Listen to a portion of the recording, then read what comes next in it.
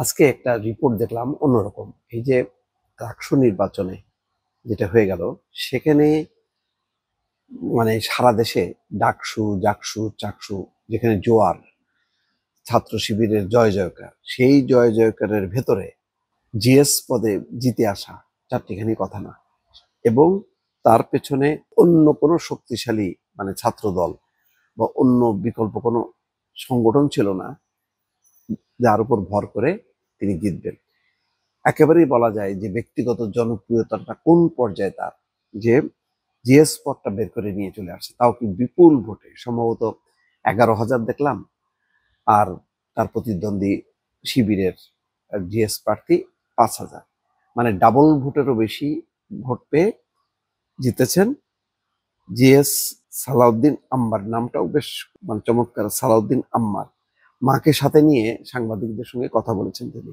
বলছেন, আমার ম্যান্ডেট শিক্ষার্থীরা, শিক্ষার্থীদের ম্যান্ডেটের বাইরে আমি এক মুহূর্ত থাকবো না ইনশাল্লাহ। আমি শিক্ষার্থীদের নিয়েই থাকতে চাই, শিক্ষার্থীদের ম্যান্ডেট নিয়ে কাজ করবো ইনশাল্লাহ। আল্লাহ যে দায়িত্ব আমাকে দিয়েছেন সেই দায়িত্ব আমি ইনশাল্লাহ পালন করব। সকাল 9টার দিকে সাংবাদিকদের সঙ্গে কথা বলেন এই সময় মা রোকেয়া খানম সঙ্গে ছিলেন।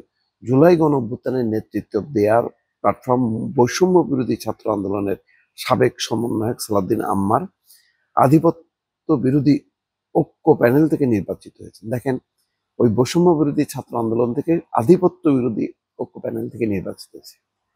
একমাত্র আমি মনে করি যে এই সমন্বয় নামে তো এখন আতঙ্ক রীতিমতো, এটা মানুষ ভালোভাবে দেখে না। আর বৈষম্য বিরোধী ছাত্র আন্দোলনের সমন্বয়ক মানে মনে করে যে চাঁদাবাজ বা খারাপ কিছু। সেই মানে অপবাদ সত্ত্বেও সালাউদ্দিন আম্মার ঠিক বৈষম্য বিরোধী ছাত্র আন্দোলন নাম না দিয়ে আধিপত্য বিরোধী ঐক্য প্যানেল থেকে নির্বাচিত হয়েছে। নির্বাচিত হওয়ার পর সবার দোয়া চেয়েছেন, সাংবাদিকদের কাছে বলছেন, আজ থেকে 1 বছর পরে দায়িত্ব পালন শেষে আপনারা আমাকে জিজ্ঞাসা করবেন কেমন লাগছে। যদি দায়িত্বটা সঠিকভাবে পালন করতে পারি, তাহলে হয়তো এইভাবে সম্মানের সঙ্গে আপনাদের কাছে এসে বলতে পারবো যে আমি এই দায়িত্ব পালন করেছি। আর যদি দায়িত্ব পালন না করতে পারি, আল্লাহ এটা না করুক, যে সম্মান নিয়ে আজকে ঢুকেছি সেই সম্মান নিয়ে বেরোতে চাই। আম্মারের মা রোকেয়া খানমের কাছে তার অনুমতি জানতে চেয়েছিল সাংবাদিকরা। সেখানেও তিনি বলছেন, আলহামদুলিল্লাহ, ছেলের জন্য অনেক ভালো লাগছে, সর্বোপরি তার জন্য আমার সর্বোচ্চ দোয়াটাই আছে। আমি ছোটবেলা থেকে যে আদর্শ এবং শিক্ষা দিয়ে তাকে মানুষ করেছি, আমি চাই সেই আদর্শ এবং শিক্ষাটা পূর্ণ করে শিক্ষার্থীদের ম্যান্ডেট অনুযায়ী সামনে কাজ করবে। এটা একটা বিশাল ঘটনা। এইরকম মানে সারা বিশ্ববিদ্যালয়গুলোতে, পাবলিক বিশ্ববিদ্যালয়গুলোতে ছাত্র শিবিরের জয় জয়কারের মধ্য দিয়ে জিএস পদটা ছিনাই নিয়ে আসা, এটা চারটিখানি কথা না। তার মানে বোঝা যাচ্ছে যে সংগঠন দলের চেয়ে ব্যক্তিগত জনপ্রিয়তাটা যদি কেউ অর্জন করে এবং তার সম্পর্কে যদি ভালো একটা ভাবমূর্তি থাকে ক্যাম্পাসে, তার জয় নিশ্চিত। নতুবা সালাউদ্দিন আম্মার, তার পেছনে কোনো বড় ছাত্র সংগঠন ছিল না, কিভাবে জিতলো?